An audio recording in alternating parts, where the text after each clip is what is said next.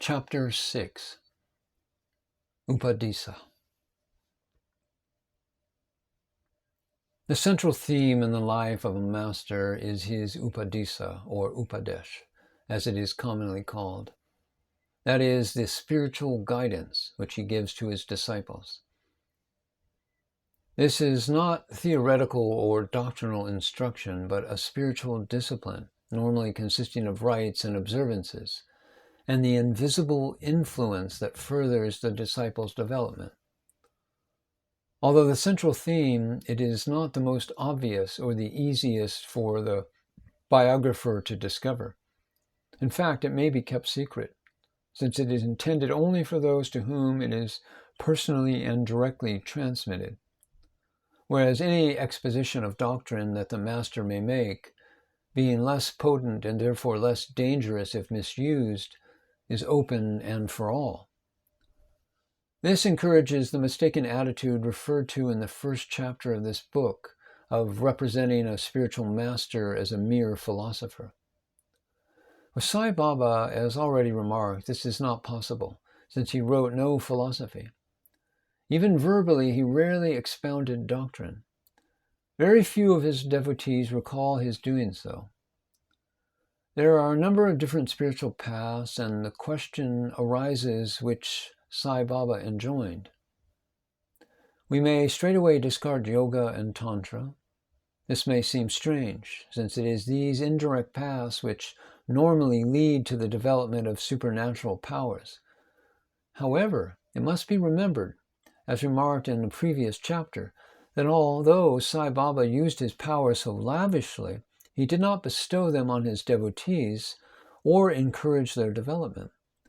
Indeed, the lack of interest in developing powers among his devotees is one of the reassuring signs of his genuine spirituality.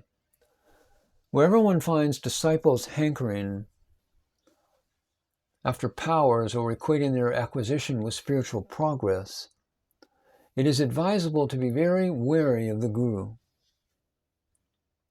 Sai Baba even deprecated pranayama or breath control, which is used much in yogic and tantric paths. Whoever proceeds by means of pranayama will have to come to me ultimately for further progress, he said. This recalls the Supreme Advaitin, Bhagavan Sri Ramana Maharshi, who taught that breath control is only a preliminary means of attaining thought control for those who cannot do so directly. Also his saying, "In the end, all men must come to Arunachala," where Arunachala represents the direct path of jnana, or supreme knowledge. It is also noticeable that Sai Baba did not wish his followers to renounce the world and go forth as sannyasins or mendicants. There were a few cases of his actually forbidding this, but even apart from that, the general interest he showed in the family life and problems of his devotees, their jobs, marriages, and children, is clear evidence that he wished them to develop inwardly through the medium of family life. There is no record, however, of his prescribing the methods of bhakti marga, or jnana marga, the devotional path or the knowledge path. In fact, he did not give initiation and upadisa in the usual manner at all. Some devotees have explicitly confirmed this. Professor Narke says, "Sai Baba never gave me any mantra, tantra, or upadisa, and so far as I know, he gave them to nobody." Narke also tells the following story on the authority of Deshpande. A lady by the name of Ratnabai Deshmukhan was in attendance on Sai Baba at Shirdi and wanted upadisa. When he did not give her any, she started satyagraha, that is, she stopped eating and determined not to take food until Sai Baba gave her upadisa.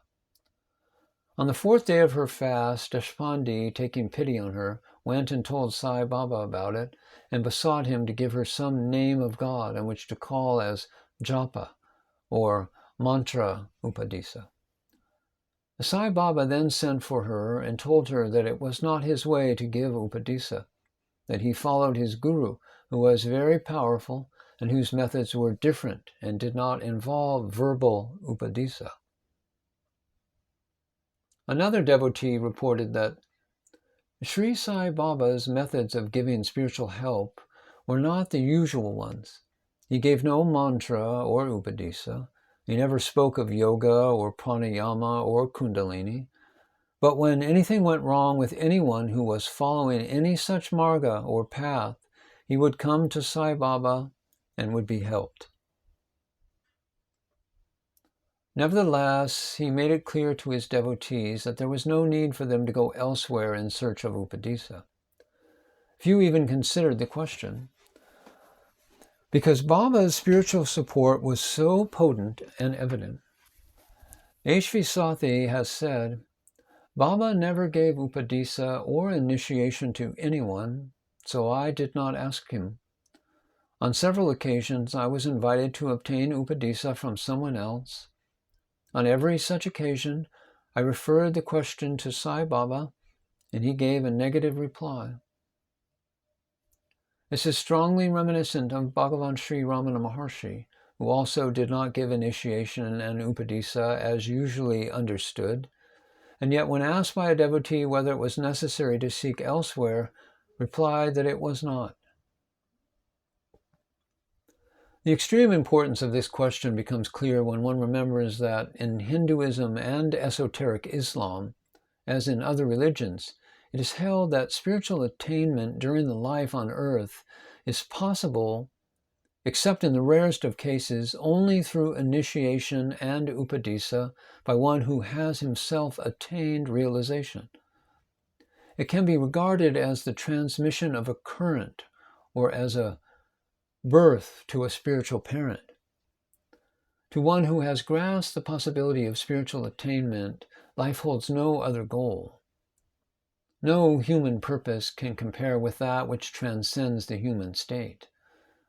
Therefore, the vital importance of recognizing a true guru and being accepted by him. Not every spiritual man even is a qualified guru. Except in the case of a maharshi or originator of a path, the authorization must have been transmitted to him in an unbroken chain from guru to guru, like the ordination of an exoteric priesthood. One who is not a guru may benefit mankind by his mere existence, by the radiation of an influence.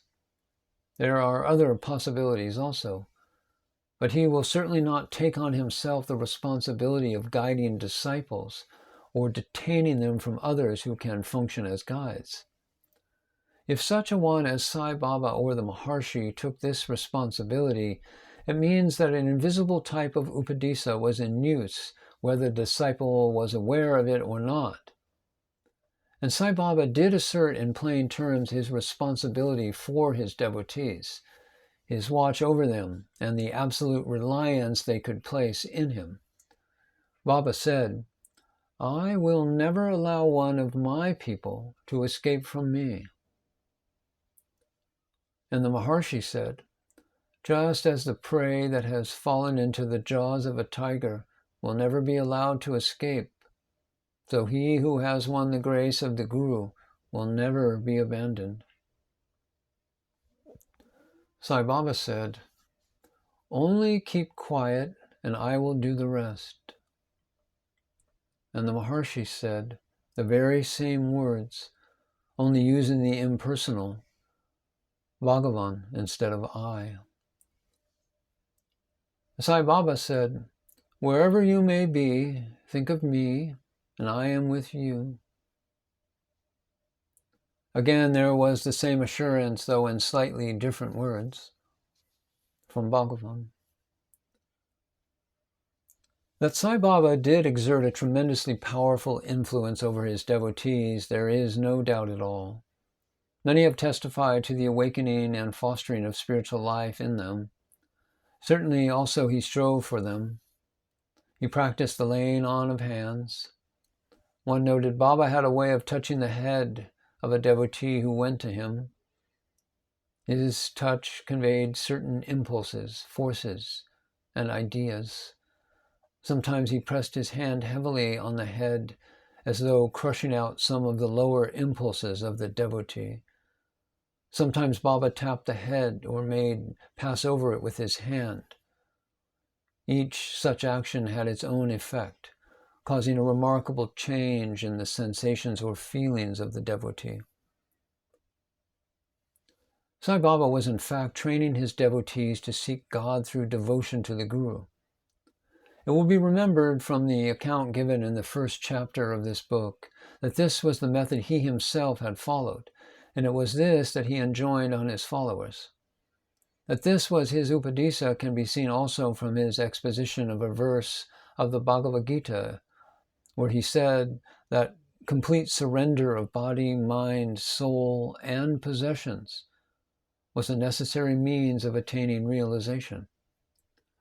It is epitomized by Professor Narke when he said, "Obeying, serving, and loving God are the chief features of Bhakti Marga. The peculiar features stressed by Sai Baba's example and words is the vast importance of developing this devotion on the basis of devotion to one's Guru. It is seeing God in, through, and as the Guru, identifying the Guru with God. This is a legitimate and traditionally recognized method. Here again it recalls the Maharshi who said, God, Guru, and Self are not really different. They are the same. However, he added a safeguard by explaining that the outer Guru serves only to awaken the inner Guru in the heart of the devotee. And it will be seen that the inner Guru is the same as the Christian concept of the Christ in you. Sai Baba explained less, but there is a record of his also stressing the inner Guru when he said, in apparent contradiction of his own teaching, "It is not necessary to have a Guru. Everything is within us. What you sow, you reap. What you give, you get." The actual meaning is the relative unimportance of the outer Guru once the inner Guru can be recognized and heard. Baba continued still more explicitly, "It is all within you. Try to listen inwardly and follow the directions you get." It is important to note, however, that Baba did not say this to everyone. It is a very dangerous practice until the devotee is sufficiently purified and developed to follow the inner Guru, because all manner of selfish promptings can slip into the stream of consciousness and advertise themselves as inner spiritual direction. That is why normally an outer Guru remains necessary. Normally, Sai Baba's teaching was simply devotion to the Guru and complete surrender to him. A very potent method, but one which can be safely used only by the perfect Guru from whom all trace of ego has been burnt out, otherwise a frightful danger. Sai Baba theorized little about it because in general he theorized little. The following story illustrates it well enough. A devotee was staying at the house of Ayi, a woman devotee permanently a resident at Shirdi, to whom Sai Baba often sent visitors. He says, "We agreed that japa was the best course for us. The important question was what name we should use for it. She said that many used a name such as Vital or Ram, but so far as she was concerned, Sai was her god, and that name was good enough for her. I said that was good for her was good for me too, and that I also would take the name of Sai. So we sat facing each other and repeating the name together for about an hour. Later in the day, Sai Baba sent for me and asked what I had been doing that morning. "Japa," I replied. "Of what name?" he asked. "Of my God." "Who is your God?" he asked next. I simply replied, "You know," and he smiled and said, "That's right."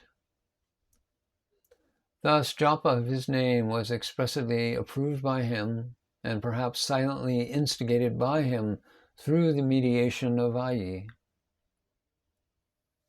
It seems equally significant in this story that the invocation of Baba's name was approved by Sai Baba, and that it was approved secretly, not publicly.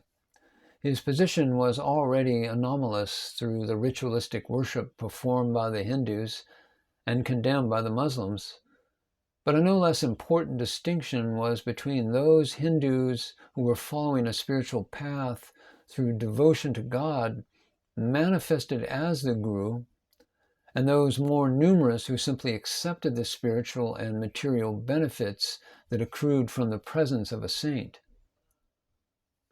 This type of sadhana or spiritual path through utter reliance on the Guru has been well summarized by Professor Narke when he said, "According to the tradition of Sai Baba, the disciple or devotee who comes to the feet of a Guru in complete surrender has no doubt to be pure, chaste, and upright, but he does not need to continue any active practice of japa or meditation. On the contrary, any such practice or any intellectual process which involves the postulate, 'I am doing this,' is a handicap. All sense of ahamkara, or ego, in the devotee has to be wiped out, swept out of the memory and mind, as it is an obstruction to the Guru's task. The Guru does not teach, he radiates influence.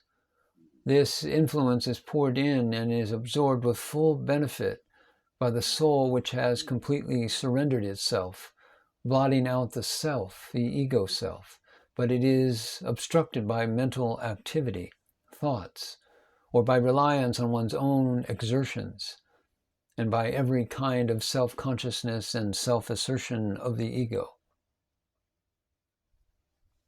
This great truth must have been grasped by all observant visitors to Sai Baba. He himself sometimes said to devotees, "Stay with me and keep quiet. I will do the rest." That is, it was done secretly and inwardly. So the duty of a devotee or aspirant of Sai Baba is firstly to keep himself chaste, pure, simple, and upright, so as to be fit to receive the Guru's grace, and secondly to have full faith in the beloved Master to raise him to various higher and higher experiences, till at last he is taken to the distant goal, whatever that may be. One step enough for me is the right attitude for him now. He need not trouble to decide upon complicated metaphysical and philosophical problems about ultimate destiny. He is as yet ill prepared to solve them. The Guru will lift him up, endow him with higher powers, vaster knowledge, and increasing realization of truth. And the end is safe in the Guru's hands, said Narke. And Narke continued, "All this was not uttered by Sai Baba at one breath either to me or within my hearing, but the various hints I got from his dealings with people and his occasional words about it adds up to this, and common sense points the same way."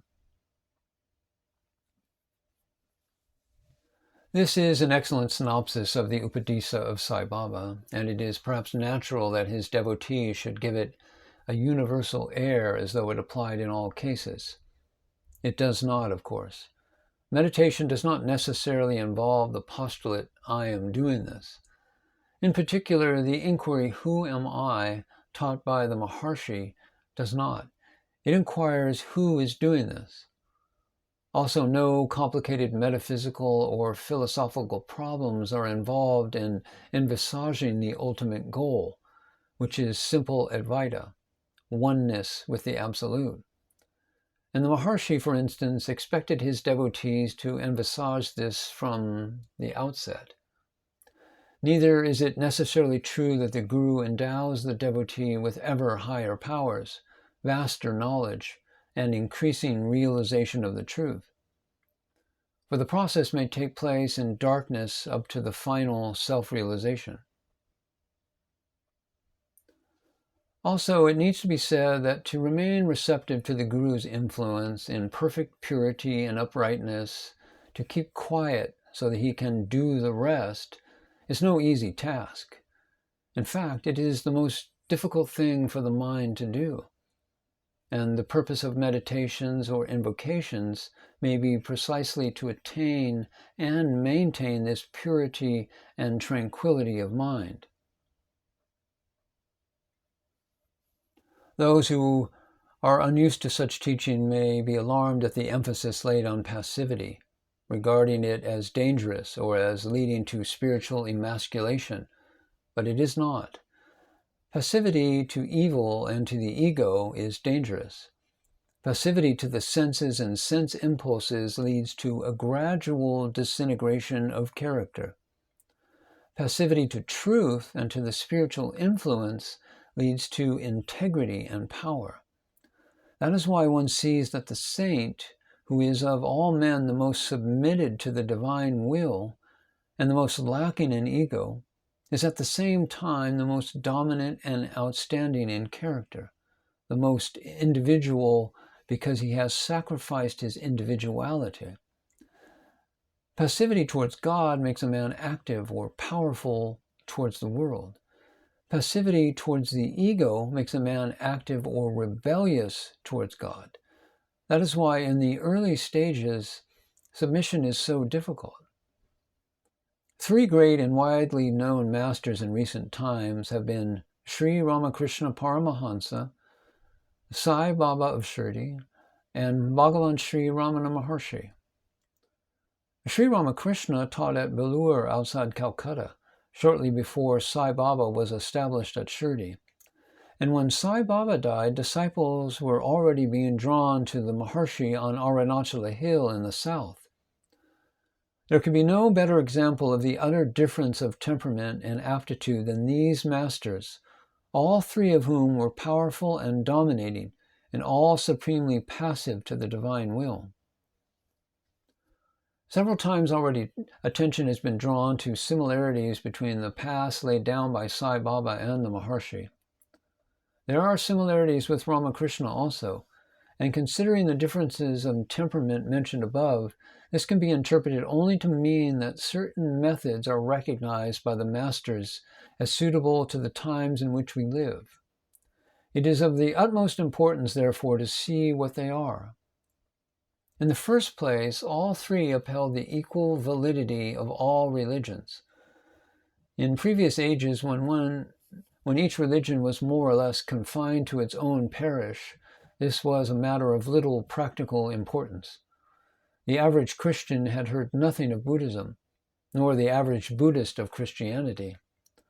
But with the rise of the modern one-world civilization, materialists and rationalists began to point to the differences between religions as an argument for regarding them all as erroneous and man-made. And since mankind in general came to know something of the various religions, this was a dangerous argument. Superficial champions of one religion who denounced others were playing into the hands of the destroyers, whose very theme was that each religion claimed a different and conflicting truth.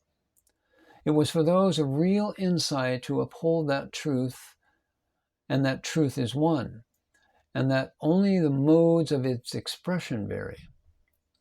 After attaining realization through Hinduism, Ramakrishna followed the path again first through Islam and then through Christianity, and proclaimed that both led him back to the same goal. Sai Baba, as we have seen, had trod both the Islamic and the Hindu way and guided disciples on both, compelling each to recognize the validity of the other. Ramana Maharshi was above all religions, at the peak to which they ascend, the center from which they radiate. Among his devotees were Christians and Muslims and Jews, Buddhists and Parsis, as well as Hindus, and the Maharshi never expected any to change from one religion to another.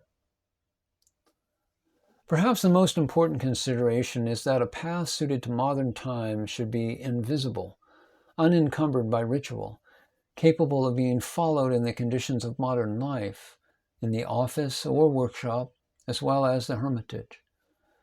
There are many sincere aspirants who have to live a business or professional life with no facilities for ritualistic observances. They have to follow their path inconspicuously among their colleagues, conforming to modern social conditions. This has been provided for. One is apt to think of the followers of Ramakrishna as ochre-robed swamis, but it must be remembered that the Ramakrishna mission to which these swamis belong was founded after his death. During his lifetime, he often refused permission for a devotee to renounce the world, as for instance in the case of Durcharan Nag, whose biography, the Ramakrishna Muth at Madras, has been published, considering him to be a saint. We have seen in the present book how Sai Baba encouraged family life. There were fakirs and sadhus among his followers, but those who were householders when they first came to him remained such.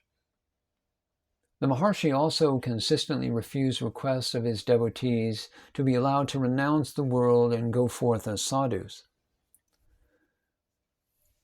It is not only a question of remaining a householder, but also of simplicity and, in fact, invisibility of the path followed. The method of self-inquiry taught by the Maharshi requires no outer observances, but can be followed inwardly. Sai Baba, as has been shown, prescribed no ritual or incantations. Sri Ramakrishna also taught no elaborate ritual. In all three cases, striving is largely through devotion to the Guru.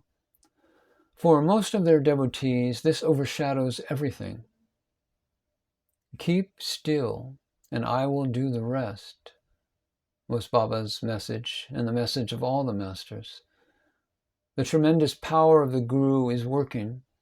All that the disciple has to do is to refrain from obstructing it.